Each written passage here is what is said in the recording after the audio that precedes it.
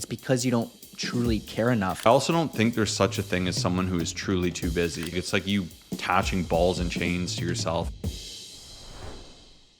So our first question out of the mailbag, and I love this question, I feel like we're gonna get some good discussion here, is a lot of your listeners are busy parents or business owners who say they just don't have time. I feel everyone has different circumstances, and I know you've touched on it briefly, but are these people just lazy, or are some of these people actually too busy? What is your response to this? So I want to jump into this first because this has always been something on my mind and always something I've thought about, right? And something that it's just always been top of mind more than anything. And I truly believe you don't find time, you make time. And me and Kyle have spoke on this a lot as well, just like in our personal conversations. And in life, we tend to make time for the things we prioritize. And where we spend our time, what we end up doing, that is showing ourselves what we actually prioritize when push comes to shove. So that's where I've never liked the excuse of like, oh, I'm not able to, or when people just say I'm too busy. A lot of the time people say I'm too busy to do anything. It's so crazy, this, that, the other. Everyone has different skills. Some people are more busy than others, but ultimately, if it's something you value, you'll find a way there. If I say, hey, do you want to come to a private jet tonight to go to this favorite concert of yours, and I'm going to fly you back and I'm covering everything, I assure you, you'll find a way to do it, right? Because that would be high priority. It'd be something you value. And I think just the same, a lot of these people will say they have no time, probably do have circumstances where they're incredibly busy. They have a lot going on. They have more challenges. They're in a super swarm type of life. But even if you do a time audit in that time, like even a good example is parents. And obviously this is front of mind, myself with 2 kids, Kyle with 1. It's easy for us to see other people, to be in that myself. And I can understand even for me how it is harder to do things. Like getting away requires more coordinating with my wife and childcare and like getting to the gym per se, and like even eating food. There's different challenges with that. Like I'll hear, oh, my kids don't want to eat what I want to eat. And there's always things that pop up, but for every challenge, there is a solution. And just the same, it's easy to default to really negative patterns, like just screen sucking while you're around with your kids and scrolling social and just looking for quick dopamine with snacks and eating the garbage foods that kids will eat and different opportunities there. Or you can use that situation to say, how can I elevate? So when I first had like my first child, I was like, I need to use this time to like allow myself to level up and understand that I will be busier than ever. It's going to be harder than ever, but I need to find a way to win with the cards that I have at hand. So I started making rules, and I'm like, okay, well, I need to maintain my fitness, my health, my happiness. I need to be growing. Like, what are some ways to do this? And I was like, okay, well, with a baby, I can not only give my wife a break, I can spend time with my baby. I can get my baby outside, and I can be active by baby wearing that baby and going on a walk. And like right away, it combined a lot of amazing things, and it was kind of like a win-win-win for everyone. And there is some friction there. These babies get heavy when you walk long enough with them. It's a bit of an adjustment. I bought a bad baby carrier and I ended up upgrading because I realized it was a big difference. But even during that time as well, I'm like, hey, I could listen to a parenting audiobook, or I can improve my skill set that much more. And it was me finding a way to do it instead of saying, oh my gosh, this baby's so hard, I can't do anything. That is me actively looking for a situation. So I don't think anyone is inherently just lazy. I think we can either rise or fall to our circumstance. And I think a lot of it takes creativity, takes motivation. It takes a decision to say, I'm going to do this time audit. I'm going to better use my time. I'm going to make smart decisions. Like even for me, I did my abs the other day while my kids were playing with toys, and they thought it was hilarious. And they were like jumping on me. Is a little bit harder. It definitely added some difficulty and stuff, but it was like a kind of a good mix. Or even lately, I'm like, okay, I can stretch while they're playing and I can play with them just the same. And like, you can kind of work that in, or you'll hear of moms doing like baby workouts or dividing time with a partner to get there. And just the same, like with exam season, I was like, when I study, I know I'll be in a better situation because of it. Like it's going to clear my brain. I'm going to perform better. And like, it's important I take care of myself and not just let myself fall by the wayside so I can get good grades. So like, there are just countless examples. And the reason I went on this whole thing is that I assure you, no matter what pops up, you can find a way through it. And there might be different periods of your life where you can reach and be more aggressive towards progress, and times where you have to say, okay, like what's just the best I can do in this particularly busy season, right? And you need to be able to identify both. But there are definitely realities. And that's why with clients, like I'm aware of these things, and having lived more life experience, like it was harder for me to say this when I was like 19 and had less life experience. And by all means, I guess I'm still young, I'm 30, but no matter what, I assure you there is a solution. And through different challenges, we help our clients to navigate it. So I don't think at all it's that people are lazy, but I also don't think there's such a thing as someone who is truly too busy. And that might offend you, and you might say, okay, well, you don't know my story. And I don't. And you might be way busier and have it way worse than me. But it's either like you need to find a way to succeed with that, or you effectively just need to accept, like, I'm never going to be fit. My health is not going to get better. It's only going to get worse. And like, that's no way to live just the same, right? Like, even if you're working 7 days a week, 14 hours, are there breaks where you can go on a walk? Can you get a walking pad? Can you get a standing desk? Can you eat healthier foods? Because ultimately no one's putting food in your mouth, right? Can you make those harder decisions where if the whole office is ordering junk food, you say, okay, I'm going to pack my food anyways, or I'm going to pay that extra money and order something else? Because usually it's a push pull. Like, if you're off with a baby, right, you have no time, but you also have more time in a sense away from other things. It's just going to be a little bit different. You're going to have to find a way to make that work. If you're working 7 days a week, yes, you have less time, but you might have more money to be able to optimize that a little bit more and have like a trainer or a coach or order a meal prep service. So I know that was a very long-winded answer, but I think ultimately you'll make time for what you prioritize.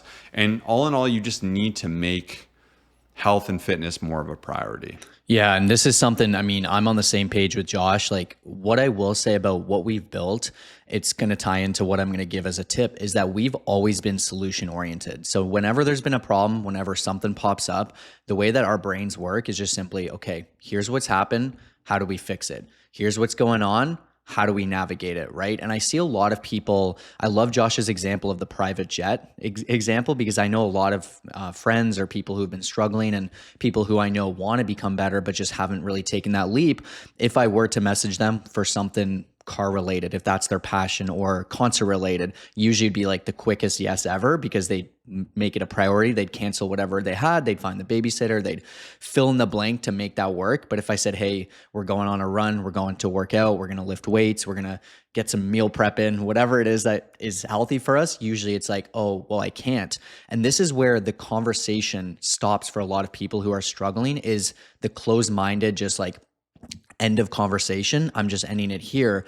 But the best way to succeed will always be, I can't, and then, but let me make it work. Let me find a way to make it work. Let me change my schedule. Let me look at later in the week. You guys see how I'm looking for solutions. And that's where I know things get busy. I know there's tournaments. I know there's nightly sports and activities. And most people will just end the conversation and say, well, you don't know what it's like. I have my son in fill in the blank, hockey, soccer, football, basketball, baseball, and I can't do it myself. And it's like, well, where can you do it? How can you make it work? Let's look at the morning. Let's look at later. Let's look at this. Let's look at that. And I just see a lot of people who are just consistently like, they just don't really care as much. And that's when they just end that conversation. And the best way you can see true results will be looking for those reasons to succeed, looking for those ways to succeed, finding those different ideas, looking for early morning type of opportunities, maybe later on. There's a lot of different options, but if you just close your mind and you don't allow yourself to look for those opportunities, you'll always just completely stop. And this is where the people who consistently succeed are the ones who will look for those options and those ways to navigate it. And that's something we've specialized in over the years, is I'm able to take a look at someone's schedule and I'm able to see where their time's being used up, and I'm able to adjust their workout routines. And even a couple of different clients recently who have gone back to work, you know, as parents, now we're navigating the whole workout routine based off of the time they have. And ultimately, it's not about just being perfect and spending hours working out, but it's also not about just getting rid of it all. It's about making the adjustment so it actually fits your lifestyle. But the truth is, you have to want it, right? You can't just be someone who says, oh yeah, I kind of want to get in shape. Like, if you're someone who really deeply wants to become better, and you want to become better for yourself and your family and your future grandkids, and you really have that deep why. And that's why I wanted to talk about this, because it comes down to the priorities, and the things you prioritize are the things that are going to mean the most to you. And those who really just say, you know what, it's busy, but like in a couple of years, when they're a little, like when work slows down and like my kids grow up a bit, then I'll be able to prioritize it. It's because you don't truly care enough. It's because you don't see it as something that means enough to you. And I just wanted to share that with you. So yeah, even like last thing I'll say, sorry, is lately I was just like, oh, I'm too busy to like go for my morning walk. Like there was a time where I was doing that just because I wanted to get a bunch of work done. And I was just like, this is so silly of me. Like I'm not too busy. I can make it work. And so for the last few weeks, I was like, all right, I'm just going to get up earlier. I'm going to work while my brain's fresh, get a ton done. And then I've been adding in that morning walk again as I got rid of it for a bit. But it's just so funny because we're not perfect. There will be those times where we feel like we're overwhelmed, we have a lot going on, but it's important to call yourself out. And that's exactly what I did. And that's what I've done to myself over and over again. And also my clients is finding a way to make it work. That is always the solution, but it has to mean something to you. Yeah, and fitness can be a sliding scale. There can be periods of your life where you can, like I said, really push, really see amazing progress. Whereas if someone just had like twins or something and like as a new mom and they just had the twins and they have to go back to work and all this and they had these massive feats and they wanted to compete in like a physique show or something, it might be like, hey, maybe this isn't the most appropriate time of life necessarily to go into this, but instead it's like, how can we do something instead of doing nothing? And I think that's where it comes to attitude as well, right? And I think we're really good at either rising to the occasion or falling to the occasion. And like a good example even of this is like I was getting one of my children ready to bring to the gym and I was kind of like, oh, it's a big process, this and that. And then I was thinking too, I'm like, this is like comically easy compared to what I normally do too. But because I only had the one in front of me, I like kind of changed my mindset towards it. And I think in general too, like if you look back at periods of your life, like for myself, I'll think there was like a time when I like lived at my parents' house and I played a bunch of sports and I'm like, oh, it's so hard to be fit because I'm going through so much and I'm trying to find a job. And like looking back, I'm like, oh, this is adorable. Like this is little like teen problems, you know, like I had everything working for me, living at home rent free, food supplied. Like it was a good life. I had a ton of time, right? And I was playing some sports, but I go to the gym for like 3 hours. It was sweet. And then it's funny, obviously, like if you have one child and then two, and then someone else will say, well, I have 10 children. And like, it can become this game where you can use your excuses as like this reason why you can't succeed, but all you're doing is hurting yourself, right? Like it's like you attaching balls and chains to yourself and basically saying, oh, I can't because of this life I built. But instead, if you can just say, okay, like, what can I do? Like, yes, maybe I had a baby 3 months ago. Maybe I can't get back into powerlifting right away. Maybe I'm super swamped for time, but can I take them out on a walk every day? That's a win. Can I start cooking more? Can I order better food? Can I find time with my partner or my family to do 3 workouts a week and get out there for an hour and hit it hard and be on the best possible program? Like, and it's about appreciating where you're at. And some people might not be able to be in the gym 5 days and do 10K steps and do different things, but it's like, where can you be that you'll still see progress, you'll still advance, and being honest with that too, because I think a lot more of us have more time than we think. And one exercise I love recommending to people is keep a whole time audit. Do it in your notes or a journal and literally put the time you wake up, what you do, be honest with it. If you're scrolling reels, if you're doing nothing, if you're watching TV, and you might be surprised at how much time is being misallocated. And even for me, it's like you can go on Instagram for what feels like a few seconds, or you go on a 30-minute walk, which is going to make you feel way better. And that couple seconds is probably an hour, right? So I just think it's about giving yourself that support, identifying it, and I think accepting as well, like maybe no one understands how hard you have it or the challenges you have, but I assure you have some good things going on as well too. And it's like, how can you utilize your strengths and find solutions to your weaknesses? Yeah, I love the time audit side of things. I feel like when I used to be really bad with this and always say, I don't have time, and just have these different thoughts, I opened up Google Calendar, which is awesome. It's free. It's cool because you can color code it. You can put in different buckets of like social, family, work, personal health. I have a reading category. Like I have a whole different, I don't use it as much because a lot of the stuff I do is just so habitual. But this is one of the greatest things because you will see, I promise you, you will see a lot of different gaps that you're like, wow, I didn't even realize, like, oh, this could have been a workout time. I didn't realize. And that doesn't mean there's anything wrong with you. Like we're all humans.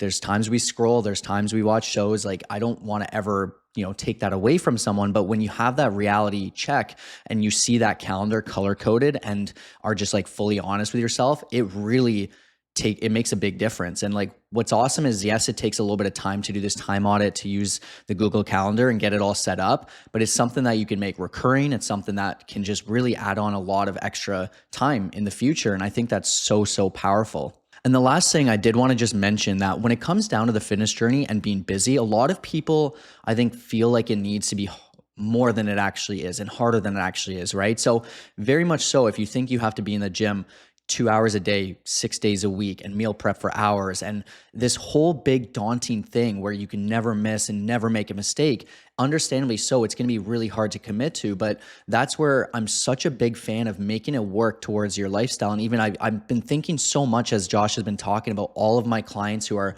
mothers, who are business owners, who are fathers, and how much I've changed their program to make it fit their exact schedule and their exact routine. Some of them are part-time work with a little baby at home. Some of them now have 3 kids and they're working full-time, and some travel for work a lot. And everyone is so unique and different. And what I will say about my journey and what I do is I truly believe in my absolute worst weeks, if I found out the most devastating news and I had so much piled on, I would be able to find a way to succeed, right? I'm not going to be perfect. I may not be hitting the gym a crazy amount, but I'm able to eat healthy. I'm able to make good decisions. I'm able to use all the tools that I have. I'm able to move my body.